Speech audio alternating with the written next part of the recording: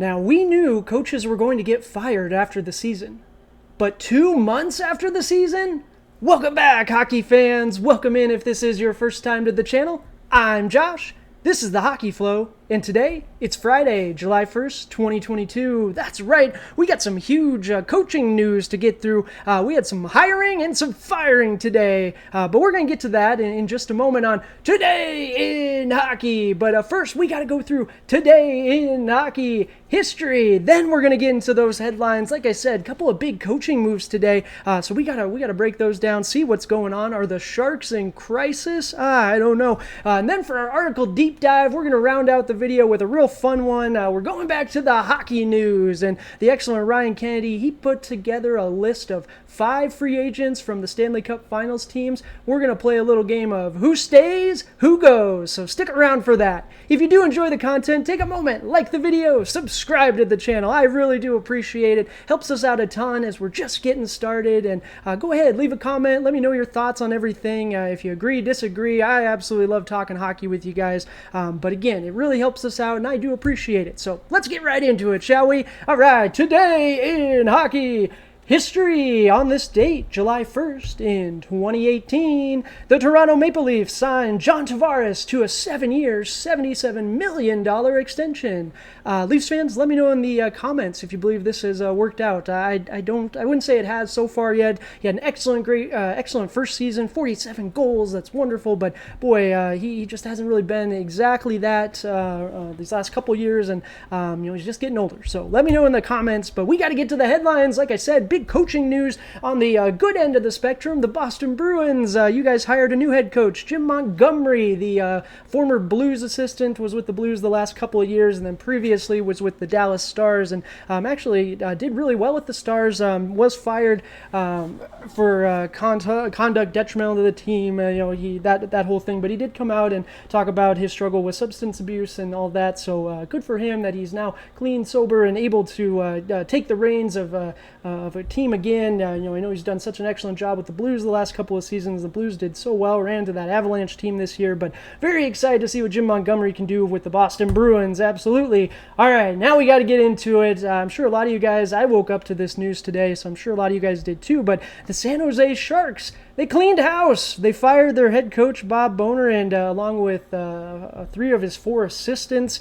They only left one, the goalkeeping coach, and I tell you what, I did not see this one coming. I don't know what's going on. I tried to do some research, read some articles, and it just sounds like this is all about timing, or excuse me, not about timing, all about the GM wanting, the new GM wanting a coach, once they hire one. So right now, the San Jose Sharks don't have a GM, right? They have their interim GM, so they've been searching since April 7th, I believe.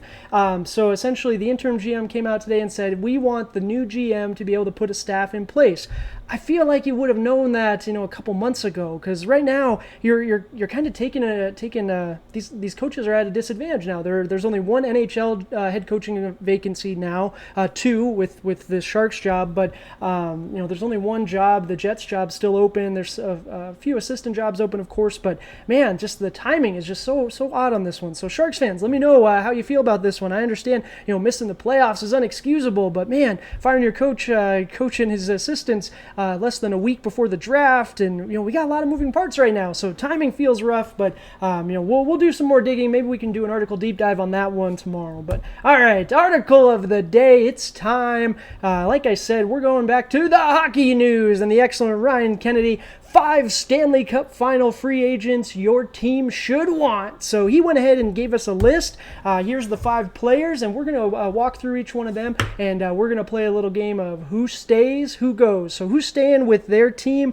and who's going to head out to a different team. So first and foremost, Ondrej Palat, winger, Tampa Bay Lightning. Tampa Bay Lightning fans, you guys know how important he is to this team. He's just so versatile, and like we see here, he does all of the little things you want on that that scoring line. He doesn't have the big ego, he doesn't care necessarily about scoring goals. He just wants to help the team win, right? And you need that if you're going to be going back to back Stanley Cups. You need players like that. So I really think, his price tag it might be a little spendy right now, right? And that's the big issue with Tampa Bay is they're always up against that cap. They got a lot of players with long-term deals. So where can they squeeze Palat in? He's probably taking a little less on his last contract. He is north of 30 now, so you would think that might help be in the Lightning's favor. But at the end of the day, they got to keep him, right? Like we talked about in the video yesterday. I'll leave the link down in the description. But we talked about maybe they move Killhorn, right? Maybe we can move him, but I don't know. I think they got to do something. But will the Tampa Bay Lightning keep Ondrej Palat, or is he going to go elsewhere? Is he going to finally get paid and help someone else's scoring line? I don't think so. He's going to stay right with Tampa. I don't know how they're going to do it, but Tampa's going to do it. They just, we won't get into that, no spoilers, but they need Palat. That scoring line, he just does so many things that you don't even think about on the every moment play. The behind the scenes stuff, the little things again, right? The things you don't notice. That's so important. But all right, Nazem Kadri, we're moving on. Playoff hero for you Avalanche fans. Man, he really had an excellent regular season too. He had a career high 87 points this season. We were talking about Nazem Kadri. Felt like people were talking about him all year. So his playoffs, came back from that broken thumb, scores an important goal. At the end of the day, Ryan Kennedy talks about him being the ideal number 2 center, and I agree. He's a great he's a great player, great center. He does have that physical edge, but he's 32, going to be 33. Do the Avalanche? They've got cap room, right? They're in this neat position where they built this team. Joe Sakic has built this team. We've done numerous videos talking about how Sakic built this team and just how well done it is. But will Nazem Kadri, he's going to be expensive. Are the Avalanche going to invest some of that cap room in Nazem Kadri?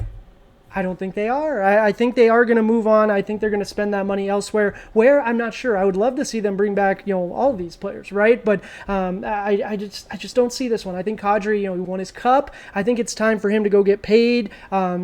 Just go somewhere where he can be happy. Maybe he is. He's over the moon happy in Colorado and wants to stay, takes less money. But, I'm not inside his head. So from my perspective, I think he's going to leave. I think he's going to go elsewhere. Let me know in the comments if you agree or disagree.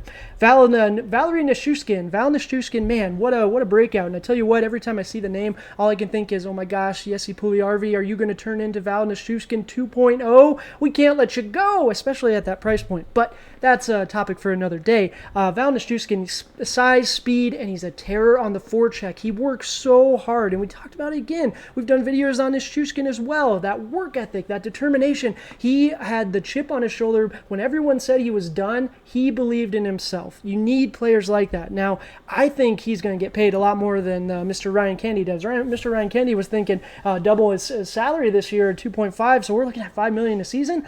I don't know. I think after the postseason he had, especially we learned he played that last game with a broken toe, and it was real broken. I don't know. I don't know if the Avalanche are going to be able to invest as much. He would be excellent, right? He would be perfect. If I had to choose anyone on here, I think I would want the Avalanche to sign Val back. But I tell you what, I think the man's going to get paid again. I think he's going to go somewhere and just make a ton of money. And I think Joe Sakic's going to look at this team, that Avalanche team, and say, you know what, we can make up that production elsewhere. We've got young guys coming up through the pipes. I think Val Nichushkin does go elsewhere, and I hope he does amazing, and I hope he gets paid. He deserves it. But all right, here's our spoiler. Nick Paul did actually re-sign with Tampa Bay yesterday. So we're going to give ourselves this one. We got one right. Absolutely. But yes, this article did come out yesterday, and they did announce the extension, 7 years for Nick Paul. I think Elliot Friedman was reporting a little over $3 million annually on that, so good deal for him. But he's big, talented, versatile, really had a great impact for the Lightning. Maybe the trade deadline pickup of the year, did get them to the finals. Arturi Lehkonen did win the cup though, so he probably gets that one. But all right, moving on to Josh Manson. I tell you what, he does. He has a unique skill set, and Ryan Kennedy points that out, that he's that physical defenseman, but he has that offensive acumen. He's got that offensive ability. We see it in the postseason. We saw it in the regular season with the Ducks as well. Didn't get as much notoriety, playing in Anaheim on a rebuilding team, but Josh Manson did. He had a great season, and I tell you what, the Avalanche One thing that Joe Sakic talked about, and we talked about in our video when we compared this team to the 2001 Avalanche team, he talked about the D-core and how this D-core that he put together was, in his opinion, the best D-core probably since that 2001 team. So I think the Avalanche, if they're going to spend their money wisely, and Joe Sakic has a vision, right, he's always got a plan, I think it starts at the back. And I really do think they've got their stars up front, right, all signed up long term. So now let's keep this defense intact. Let's keep this core together.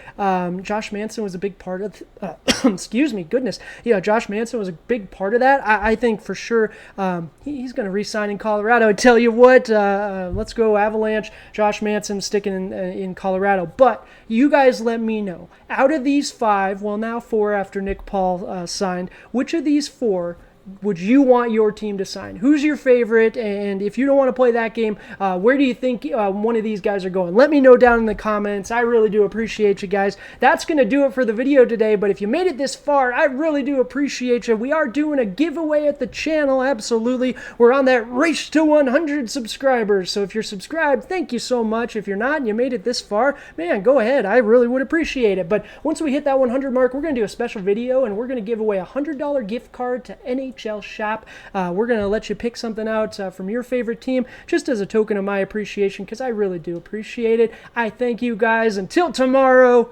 cheers.